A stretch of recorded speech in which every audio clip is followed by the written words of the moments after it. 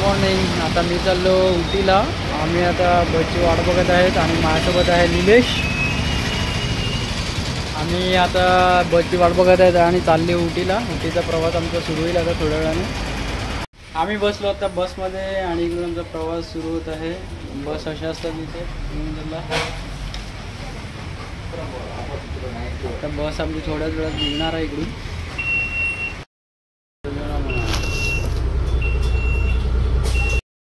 गव्हर्नमेंटची ही नवीनच बस होती आणि रस्ते एकदम सुंदर होते. ही नवीन न्यू बस होती ज्याच्यामधून आम्ही उटीला थेट जाणार होते. ही गव्हर्नमेंट बस एवढी सुंदर होती, त्याच्यात बसायलाही मजा आली खूप. आणि आम्ही पुढचा सर्व साईडचा व्ह्यू बघत बघत बसमध्ये एन्जॉय करत होते.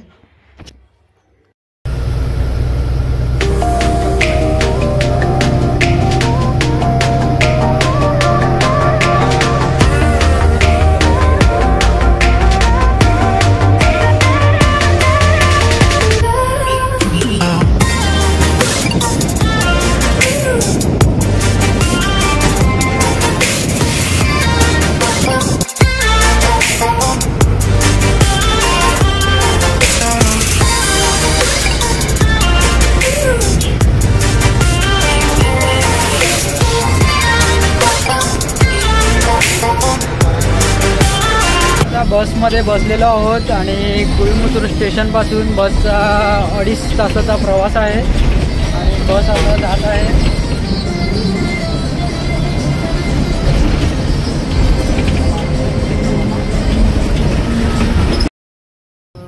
उटीला जाताना घाट रस्ता लागतो. तिकडे घाट आहेत पूर्ण रस्त्याला. पूर्ण डोंगरावरती बस जाते.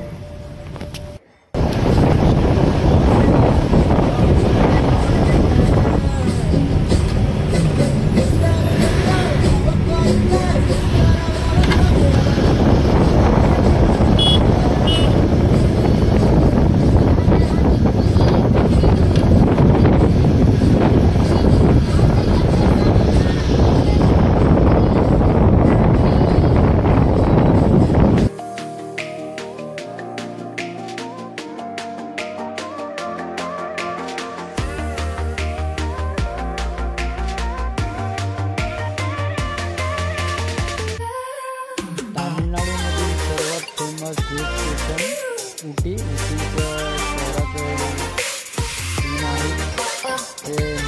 स्वित्झर्लंड म्हणून ओळखलं जातं इंडियामध्ये. इथे येताना आम्हाला गार थंडी जाणवत होती बसमध्ये.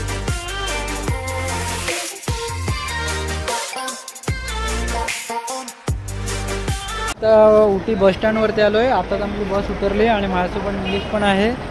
तुम्ही कधीही आले तर डायरेक्ट बस पकडा कोईम्बतूरवरनं. तिथून तुम्हाला डायरेक्ट उटीच्या इथे सोडेल आणि तुम्ही ट्रेनला आले तर परत तिकडून रिक्षा किंवा बस करावी लागते. त्यानंतर तुम्ही उटीच्या डेपोमध्ये पोचता. आता इथून तुम्ही बस, रिक्षा किंवा प्रायव्हेट गाडी करू शकता जे टुरिस्ट प्लेस आहेत तिकडे जाण्यासाठी.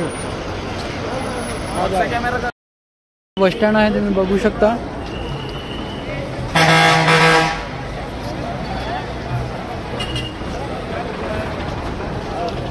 हा सर्वात मोठा उटीचा बस स्टँड आहे. आता जो बोटिंगचा प्लेस आहे तिकडे जात आहेत चालत चालत. डेपोपासून 4 मिनिटावर आहे आणि हा ॲक्शन करून दाखवतो निलेश.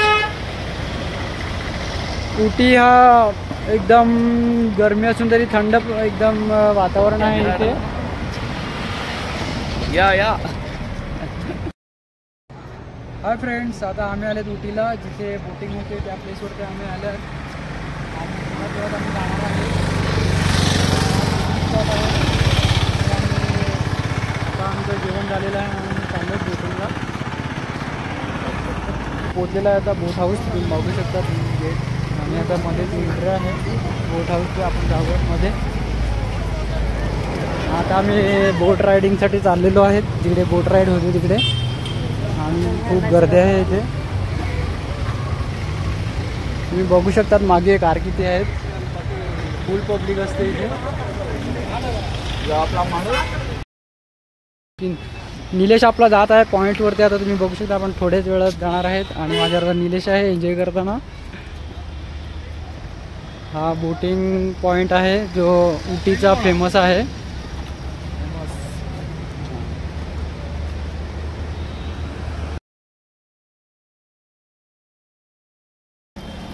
हे फेमस ठिकाण आहे, इकडे शॉपिंगची दुकानं आहेत आणि पार्किंगचा मोठा एरिया आहे खूप, आणि एंट्रन्स गेट समोरच आहे, तुम्ही बघू शकतात। पहिला एंट्री आहे इकडे, प्रत्येकाचे 20 रुपये घेतात।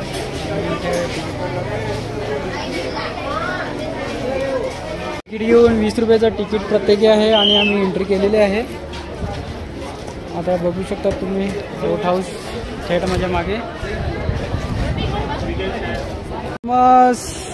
बोटिंग प्लेस आणि इथून राईड जातात बोटीच्या, तुम्ही बघू शकतात किती गर्दी आहे। मागेच लेक आहे।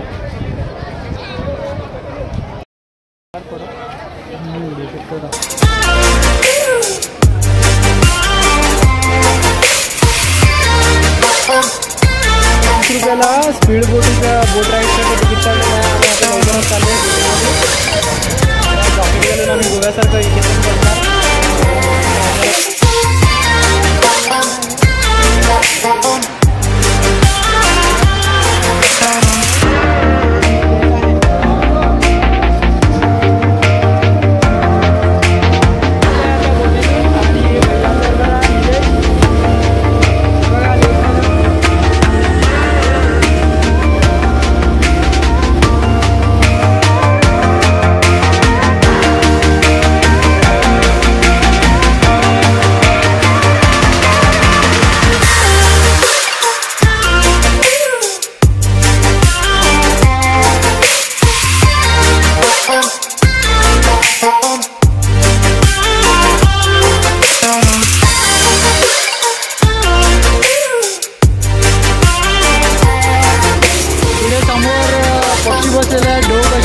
पाण्यामध्ये असतात ते समोरचं दृश्य बघू शकता तुम्ही। लेकमध्ये कसा व्ह्यू आहे हा छान, आणि छोटीच बोट आहे। आम्ही 8 लोक बसतो याच्यामध्ये।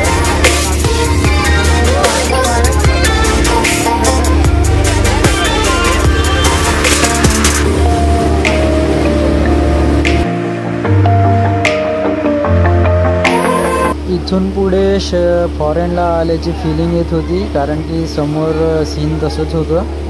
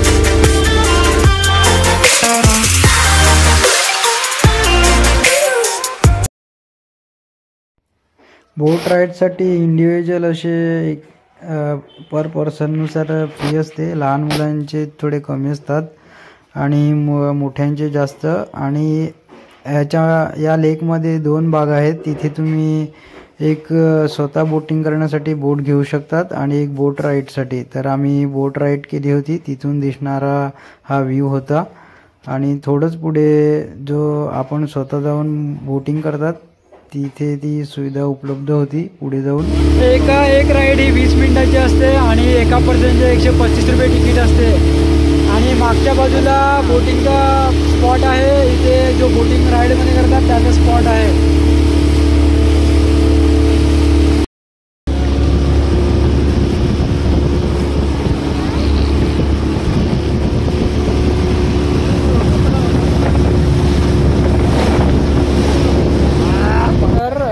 राईडला बोटिंग केलं जातं. ते पाहून चालत होती बोट राईड.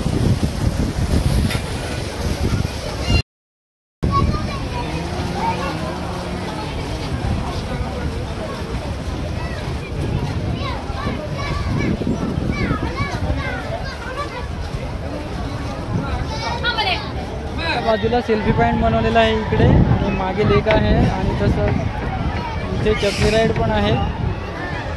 त्यांच्या बाजूला चक्री राईड आहे, बघू शकता तुम्ही मागे चक्री राईड.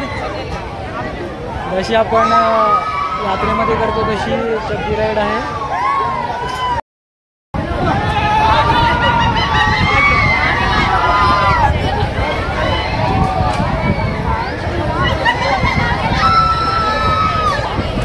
मिनी ट्रेन चालते जी पूर्ण डोंगराला फिरवते. इकडचा हा स्पॉट आहे.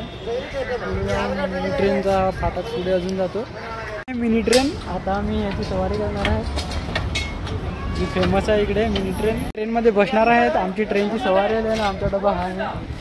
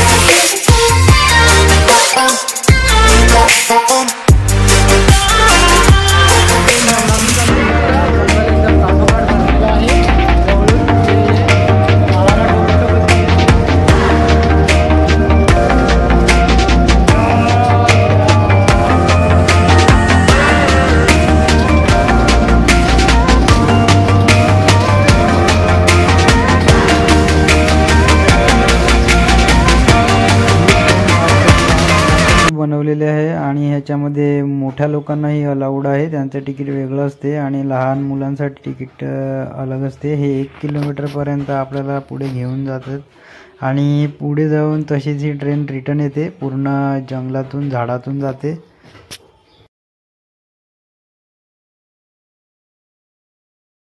घेतलेला आहे आता निलेश पण माझ्याबरोबर आहे.